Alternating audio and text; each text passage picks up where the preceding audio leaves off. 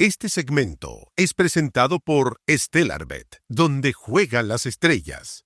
Ahora sí que sí, porque ya vamos a cumplir un mes de la instalación del gobierno del presidente José Antonio Kast. El oficialismo enfrenta sus primeras pruebas políticas, debate por seguridad, cuestionamiento de algunas de sus principales autoridades y una agenda legislativa recargada.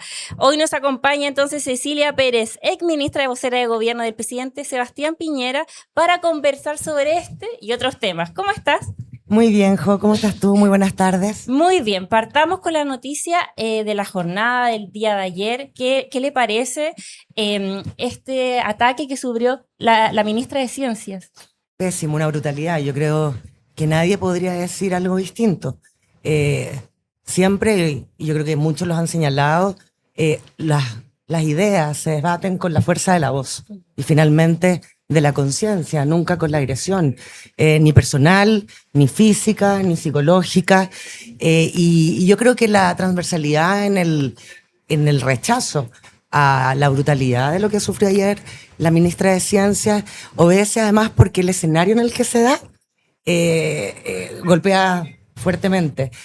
Cuando se hace en un espacio, como es en una casa de estudio de una universidad, en una inauguración de año académico, es mucho más violento, porque finalmente ahí es justamente donde las ideas deben prevalecer en el debate. Hay una formación que viene desde el colegio, pensando sobre todo en libre pensadores.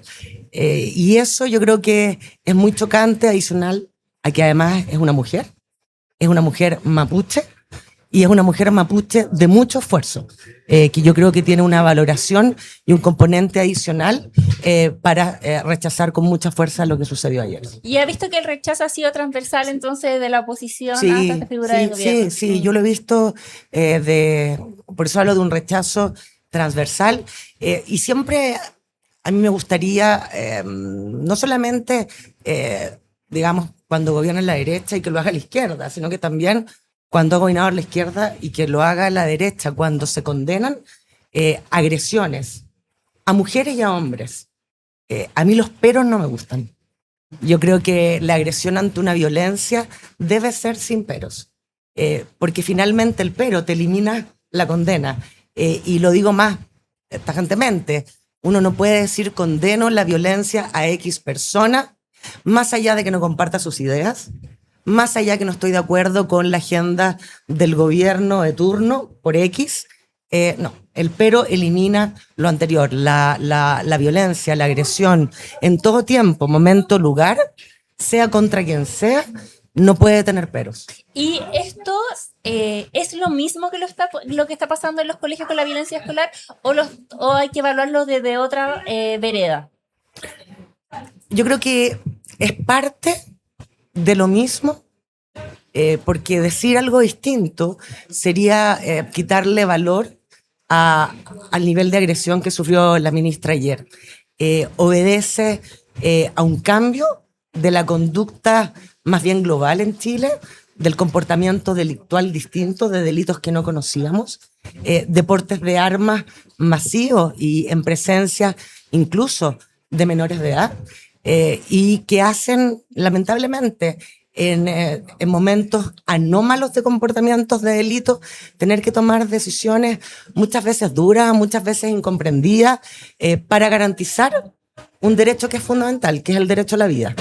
Porque si tú no tienes derecho a la vida, no eres titular de ninguno de los otros derechos, como por ejemplo el segundo derecho para mí más importante que el derecho a la libertad.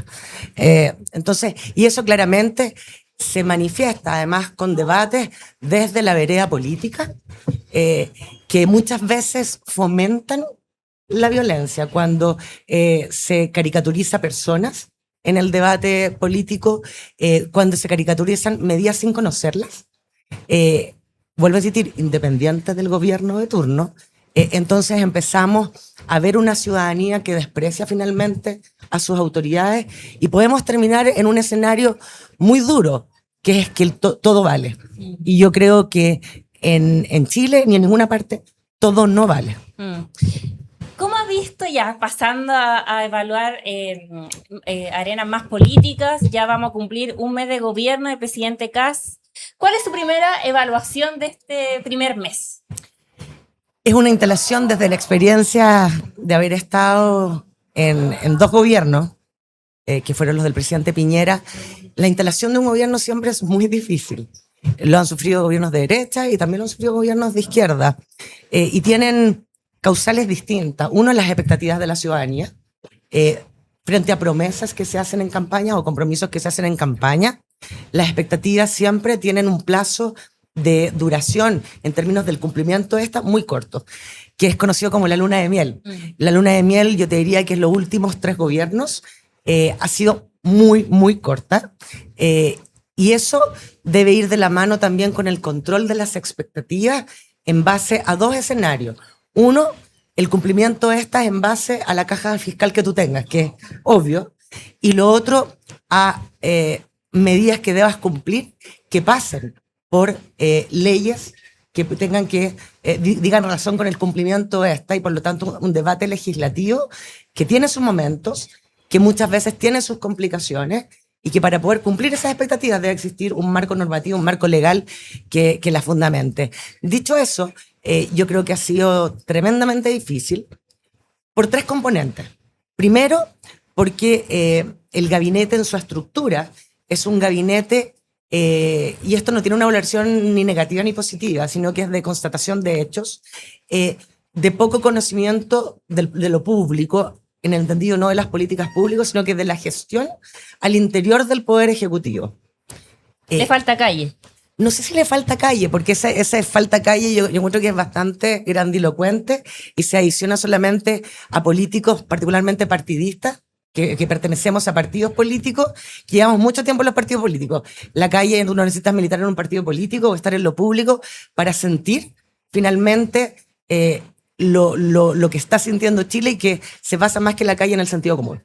Entonces, primero consignar eso. Cuesta instalarse cuando tienes que tener un aprendizaje muy rápido, sobre todo cuando instalas una premisa que es un gobierno de emergencia. Cuesta.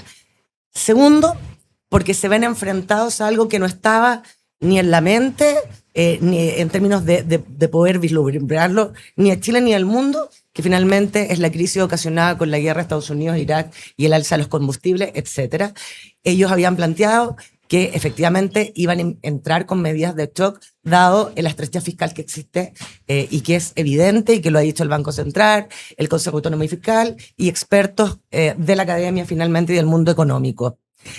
Y tercero, y ahí ya es un tema más bien mío, que yo creo que ha habido, creo que lo dije hace unos días atrás, mucho, y ocupé la palabra cebamiento, y la voy a volver a mantener, particularmente sobre ministras del gabinete.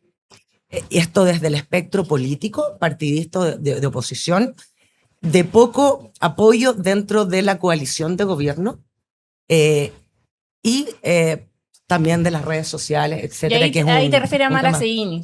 A Mara Cedini, me refiero a la ministra de la Mujer, me refiero a la ministra de Seguridad, y no voy a poner a la ministra de Ciencia porque ahí ha habido un debate transversal.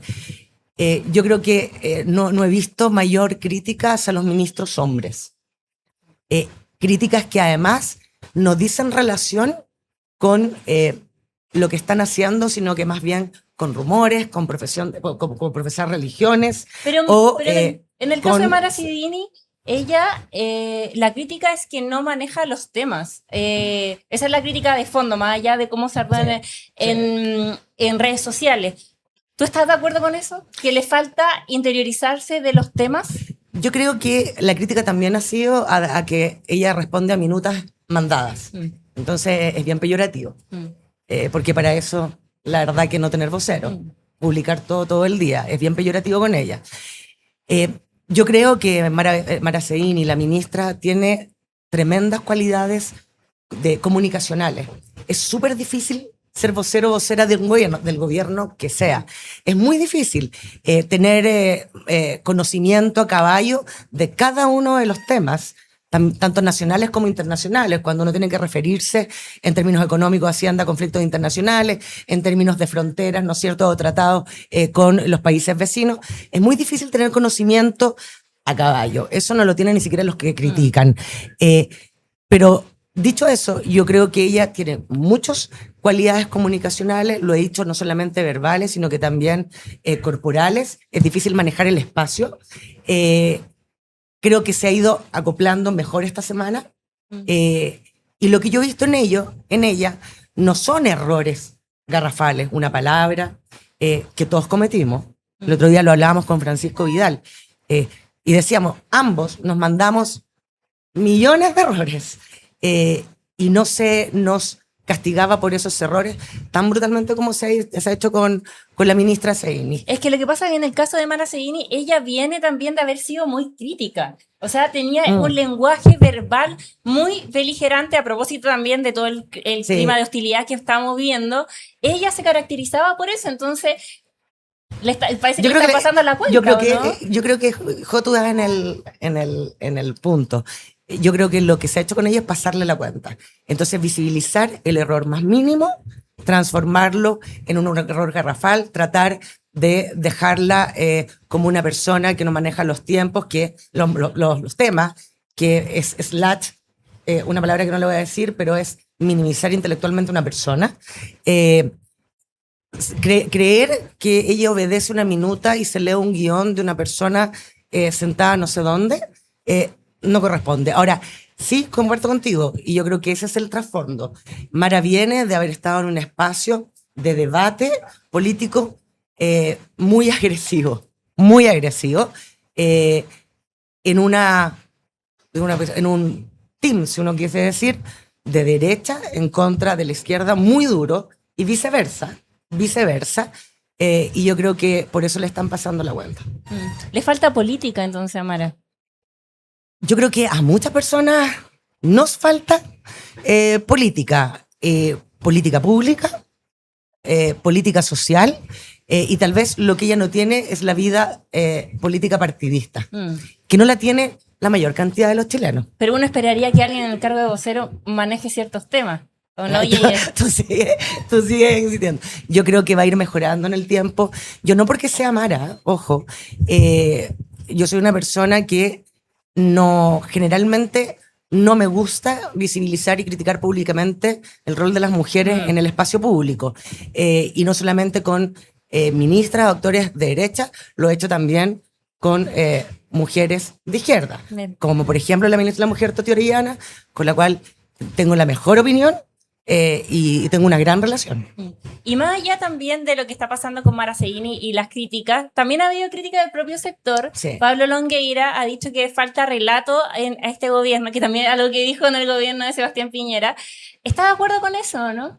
Esos son críticas válidas, que se dan dentro del contexto finalmente político, de la cancha donde yo tengo convicción que uno puede transitar. A mí no me gusta cuando se pasan esas canchas, cuando empiezan a existir otro tipo de cuestionamientos que dicen relación más bien con la vida personal, con la estética, con tu cuerpo, etcétera, o con tu cerebro. Y en el caso de lo que tú señalas de Pablo, además una persona que yo respeto mucho, es una crítica súper válida hacerla. Más allá de que esa crítica se hace siempre en todos los gobiernos. Se hizo en el gobierno en contra del gobierno del presidente Boric, se hizo en contra del gobierno del presidente Piñera y también en contra del gobierno de la presidenta Bachelet. Antes no existía esto del relato, se instaló ahí como el relato. Y yo creo que detrás de eso puede venir asociado otro tipo de argumentos que también son válidos, que era lo que yo te decía. Falta de experiencia en el sector público, en el poder ejecutivo, de poca relación con los partidos políticos, de poca relación o interacción de cómo y conocimiento de cómo funciona el poder legislativo e incluso los medios de comunicación. Y eso es algo que es válido, creo yo, cuando ya hay mucho por andar. No cuando se lleva una semana que empezaron las primeras críticas, 2 semanas, 3 semanas o un mes.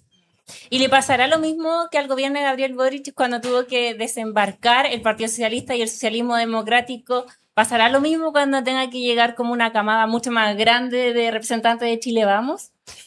al gabinete? Yo creo que esos ajustes, no existen gabinetes que hayan sido permanentes, vale decir que entraron los mismos y salieron los mismos. Los cambios de gabinete, los ajustes de gabinete se hacen hasta el último día y generalmente se refuerzan con personas que tienen más trayectoria, se habla de espaldas políticas, que es bastante ciútico también, y yo creo que efectivamente, no veo por qué tendría que ser la excepción en el gobierno del presidente Kast. ¿Usted volverías al gobierno? Yo lo he planteado, yo estoy muy feliz, muy contenta y muy realizada en los distintos espacios en que estoy hoy día. Me gusta que haya gente nueva. En la política no soy de las que cree que uno tiene que taponear, ni nuevas generaciones, ni generaciones tal vez con más edad que uno porque no ha tenido la oportunidad.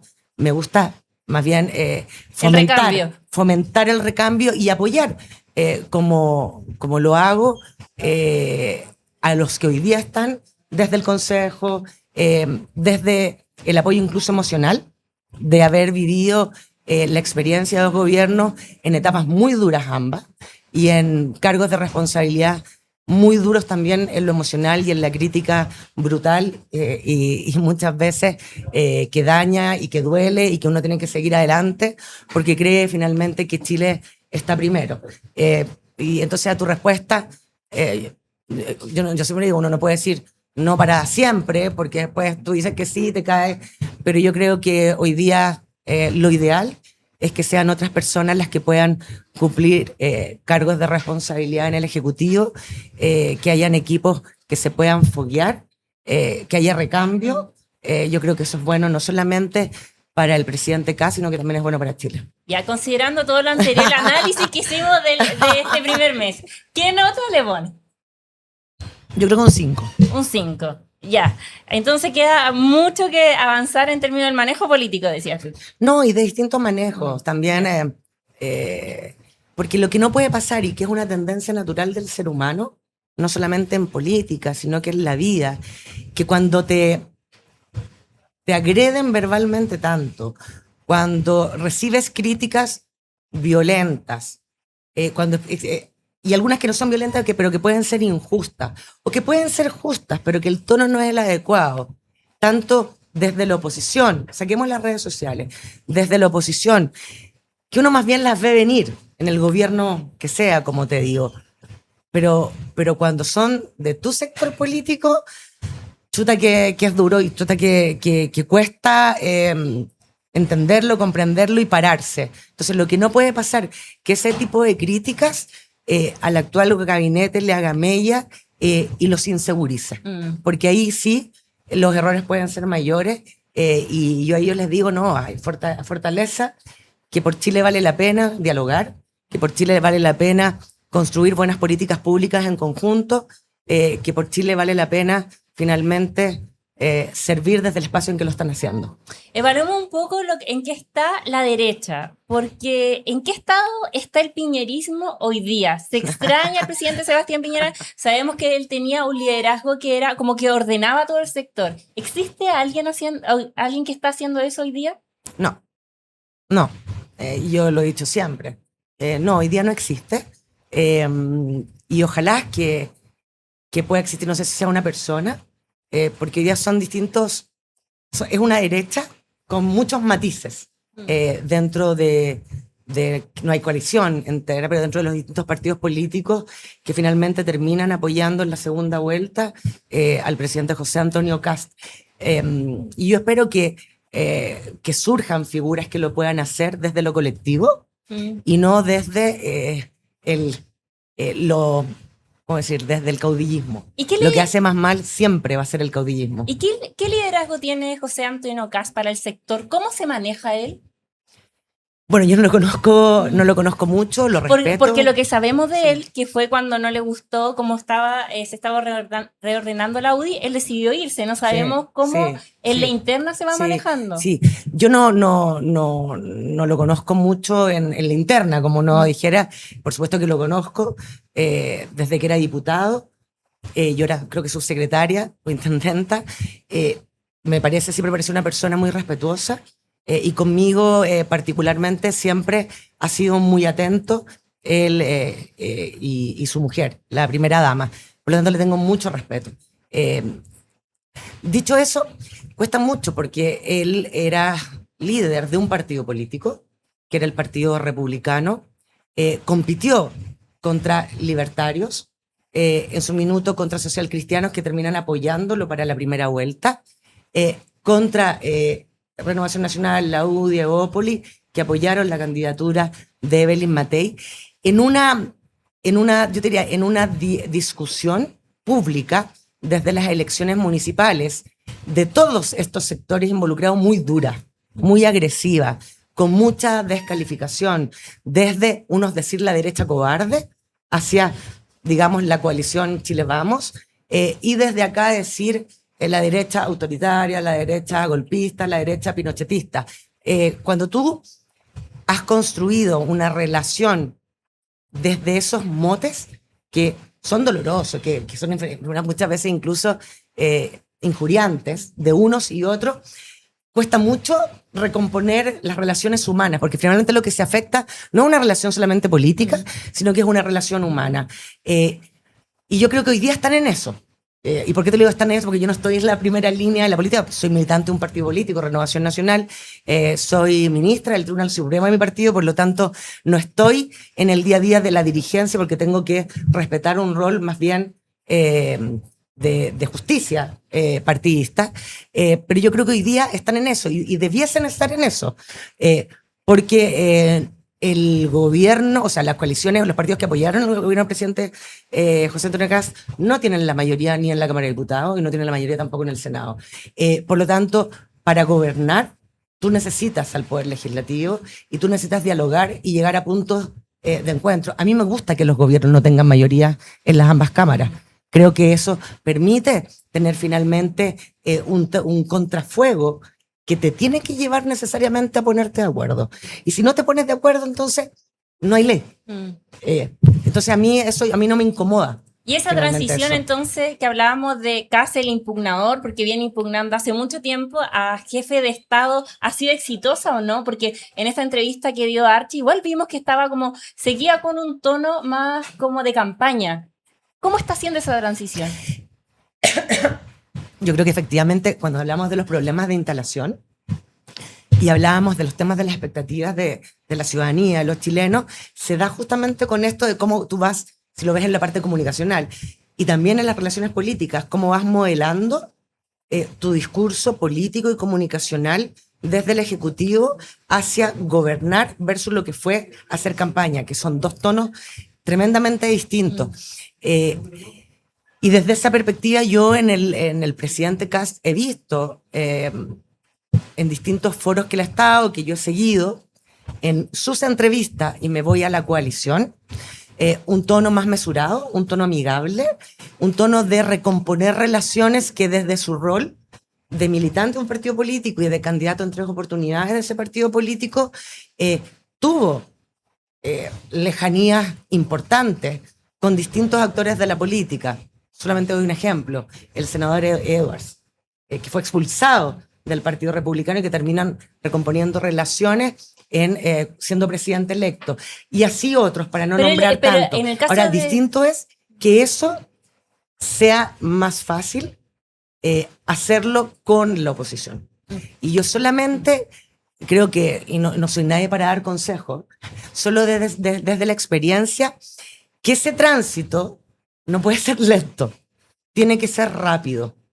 Cuando tú no construyes mayorías, lo que te decía, no tienes mayorías y tienes que construir mayorías y sobre todo para apostar a aprobar proyectos de ley, estoy pensando en el Congreso, y en el Congreso están representados no solamente los votantes de los parlamentarios, sino que partidos políticos importantes. Yo creo que ese tránsito tiene que ser rápido porque esa construcción de acuerdo, más allá que tú puedas terminar teniendo una ley igual con el voto o los 2 votos que te faltan, tener comunicacionalmente un proyecto de ley con un apoyo más abultado ante la ciudadanía siente que hay mayor legitimidad. Está súper comprobado en distintas encuestas y estudios que, si uno lo viera, mientras menos pelean los políticos, más acuerdos consiguen, los chilenos sienten que Chile está mejor. mientras más esté revuelto esto, se siente un poco de desamparo. Y yo creo que vale la pena hacer los esfuerzos para tener los mayores acuerdos posibles, sin decir que todo es renunciable desde los principios. Por supuesto que hay principios que tú no vas a renunciar nunca, pero no todo es un principio. Entonces, eso sí se puede moldear, sí se puede decir de unos y otros cuál podría ser finalmente el término medio donde nos podemos encontrar en estas 20 medidas. En 4 no va a ser posible, podemos avanzar en 20 y luego ver cómo las otras 4 son abordables para poder finalmente apuntar a lo que el Ejecutivo, que es finalmente quien tiene la gobernanza dado por la democracia del voto, ha puesto dentro de sus prioridades. Sí, porque uno ve también a personas muy cercanas al presidente, como Esquella, que ha dicho también que ellos están dando la batalla cultural, entonces ahí se aleja un poco esa idea de construir acuerdos, Sí. se quedan pegados Sí. en algo que no les va a servir ni a él ni al país. Sí, Jo, porque ahí volvemos un poco a entrar en algo que decíamos. El senador Esquella es senador, por cierto, pero es presidente de un partido político, que es Partido Republicano. Él debe velar finalmente por los principios de su partido. El presidente Kast, el presidente Boric, el presidente Piñera, la presidenta Bachelet, Lagos, etcétera, el presidente Lagos, etcétera, desde que lo eligieron los chilenos, aun cuando no hayan todos los chilenos votados por él, se transformaron en los presidentes o presidentas de todo un país.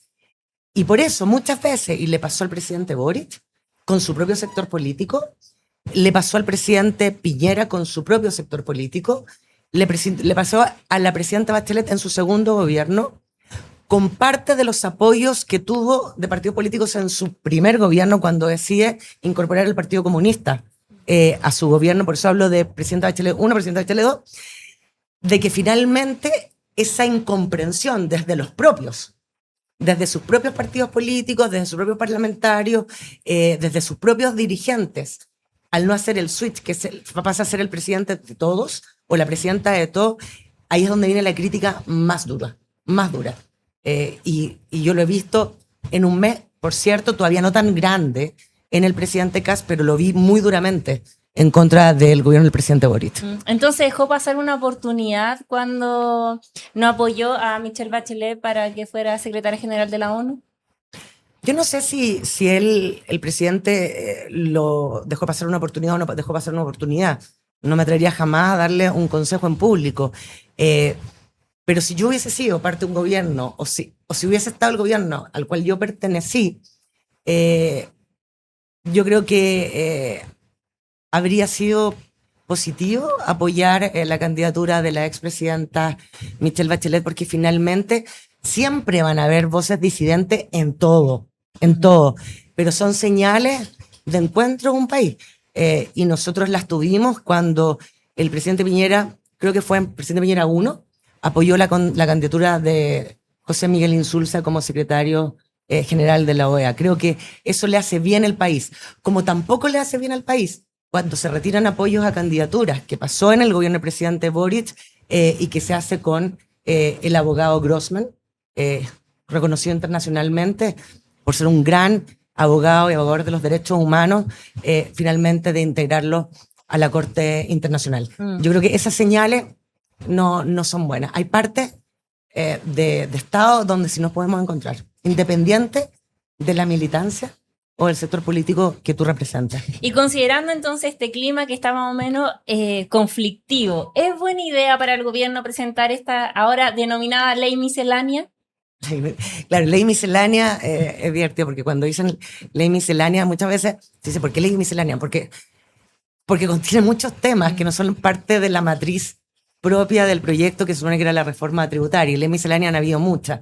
Esta es la primera del presidente Kast, la última creo que fue el 2025 a raíz de la ley de reajuste del sector público, y claro, se hacen como una estrategia para poder sacar adelante como un paquete medidas que gustan o no gustan a distintos sectores políticos representados en el Parlamento.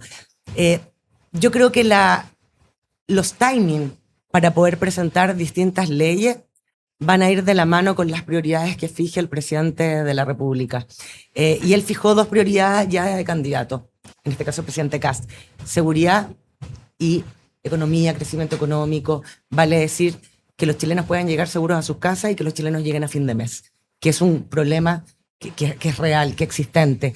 Para esas 2 grandes promesas, que fueron sus pilares de campaña, si no las únicas, si no tengo mal memoria, entonces el tiempo, yo te diría que a un mes ya perdieron 3 semanas.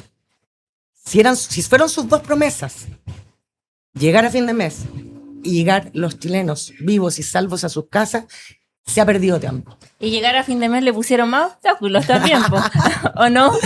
Yo no conozco todavía, como no conocemos el proyecto finalmente de ley, solamente lo que sé es lo que saben la JO, lo que saben todos, que supone que es una reforma que va a centrarse en 5 pilares, que al menos hay 40 medidas, pero parece que ya vienen 46. Se iba a ingresar esta semana, y a propósito del lamentable asesinato de la profesora de Calama, se atrasa para entrar con proyectos de seguridad en recintos educacionales, colegios. No conozco las medidas. No, pero me refería al alza de los combustibles, que ya las cosas están más No, complicadas. muy difícil. ¿Fue una mala duda. jugada política eso? Yo creo que no existe gobierno que tome medidas pensando en ser impopular. No existe gobierno que tome medidas pensando en tener poca aprobación de sus gobernados, de los chilenos y las chilenas. Y tiendo a creer, yo no soy economista, y por eso digo, no conozco el detalle ni de la reforma tributaria, ni aún de los beneficios que van a existir para poder paliar esta alza de los combustibles a los sectores que más los aquejan, ¿no es cierto?, vulnerables y clase media, sino que conozco los anuncios.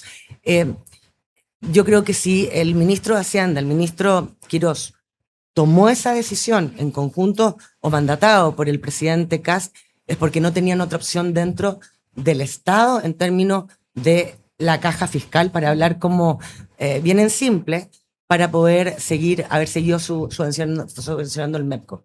Se va a saber si es una buena o mala medida finalmente cuando esté todo el paquete, no solamente de medidas de crecimiento económico que impulsen el pleno empleo, que finalmente es lo que te va a permitir llegar con tranquilidad a fin de mes, sino que también los beneficios, sino que también es tremendamente terrible no depender solo de ti, depender de una guerra que está a muchos kilómetros de distancia de Chile. Claro, y que a diversos gobiernos también les tocó enfrentar situaciones internacionales que también presionaron la economía en ese contexto. Y ya para ir finalizando esta entrevista, quería preguntarles sobre el rol de Jorge Quirós, porque hemos visto un ministro de Hacienda que es bastante distinto a lo que hemos visto en otros gobiernos.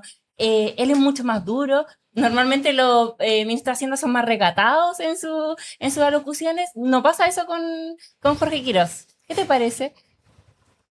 Mira, más allá de... a mí no me gusta personalizar, pero si hay los ministros de Hacienda suelen ser más académicos en términos del hablar. Hablan en difícil. Y por eso siempre tienen que ser contrarrestados en la forma y en el fondo, porque al hablar en difícil, que básicamente son números y son indicadores económicos, le hablan a la academia, le hablan al mercado, le hablan, no sé, a los organismos internacionales como el Banco Mundial, no digo, hoy día la CAF, donde muchas veces hay que ir a pedir crédito. Y al hacerlo así, el ciudadano, más allá de la voz, siempre lo va a sentir duro, porque no logran empatizar con el problema real, porque además no es su rol, el problema real del ciudadano. Cuando yo te digo, como ministro de Hacienda, el IPC, porque es de tanto como tanto por ciento, va a impactar en la canasta de y por lo tanto la medida es el indicador tanto, no quiere saber cómo me impacta a mí, y con toda razón, en mi familia, en mi hogar. Y eso siempre tiene que ser contrarrestado con una vocería no más amable en el tono, si tú quieres, sino que más cercana al sentimiento de lo que sigue. Te lo doy en ejemplo.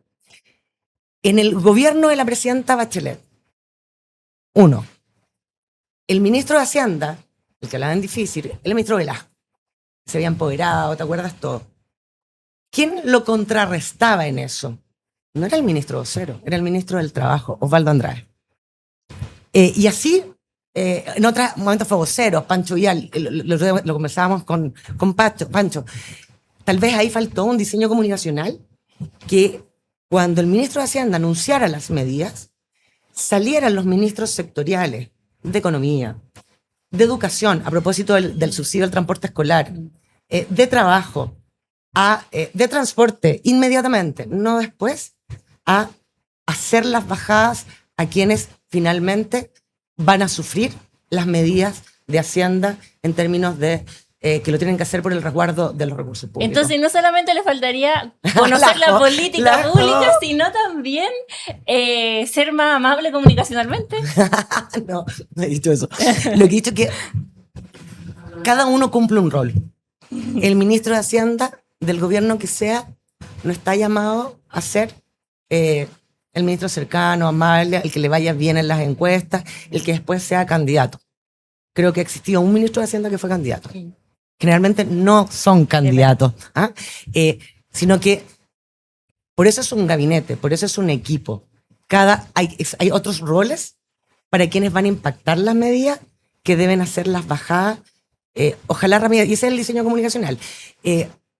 Ahora, volvemos a lo mismo, cuando en comunicaciones, tú lo sabes, es como el fútbol. Hay tantos analistas de estrategias comunicacionales como entrenadores en un estadio, cuando yo soy universitario nacional, hay 45.000 entrenadores y los técnicos son 2. Y le están dando, y ¿por qué no saca esto? Es lo mismo. Es fácil muchas veces dar consejos cuando uno no está en el día a día sufriendo lo que ellos están viviendo, sufriendo. Muchas gracias, Cecilia Pérez, exministra de vocera de gobierno, y también supimos que fuiste alumna de Pancho Vidal, ¿no? Sí. Sí, él fue profesor mío en Historia del Derecho. No, tremendo profesor. Después la vida nos fue juntando, fue vocero, y yo fui vocera, y después nos han invitado a algunas universidades o de medios de comunicación a ser panelistas. Entonces hay un respeto, un cariño, y ya nos conocemos mucho. Ya, gran profesor. Muchas gracias por haber estado con nosotros, y la gente del chat estaba muy contenta con esta entrevista, así que muchas gracias a ustedes también. Que estén muy bien. Muchas gracias, Juan.